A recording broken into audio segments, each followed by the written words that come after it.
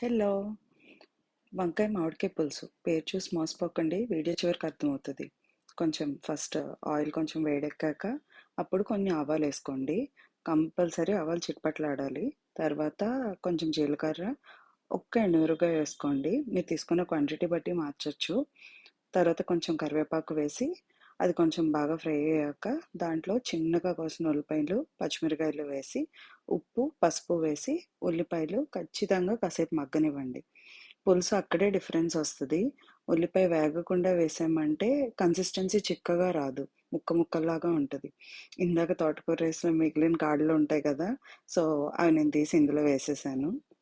తర్వాత చాలా ఇష్టంగా గుత్తొంకాయ చేసుకుందాం అని వంకాయలు తెచ్చుకుంటాం గదా! కానీ అందులో కేజీ తెచ్చుకుంటే పావు కేజీయే మిగిలాయి. సో, అందుకని దాన్ని పులుసు చేద్దాం అని జెప్పి అవి కట్ చేసి ఇందులో వేశాను. కొంచెం వాటరేసి కాసేపు ఉడకనివ్వండి. దాని తర్వాత ఫ్రిడ్జ్ ఓపెన్ చేస్తే ప్రతిసారి జాలిగా నా వైపు ఒక మామిడికాయ చూస్తుంది. సో, చింతపండు తగ్గిచ్చేసి మామిడికాయ పులుసు పెడదాం అని జెప్పి మామిడికాయ నాకైతే ఇలా స్ట్రెయిట్‌గా ఇష్టం.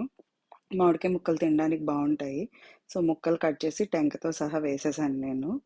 కాసేపు మూత పెట్టుకోండి. తర్వాత నేను కొంచెం కారం యాడ్ చేశాను. ఉడుకుతున్నంత సేపు అస్తమాటుకు కదిపితే పులుసు బాగోదండి. అందుకని రవ్వ పులుపేసుకొని జస్ట్ అలా వదిలేసేస్తే ముక్కలు ముక్కల్లాగా ఉంటాయి. బట్ ఉడికిపోయి ఉంటాయి. కొత్తిమీరేసుకొని ఎంజాయ్. Thank you. బాయ్.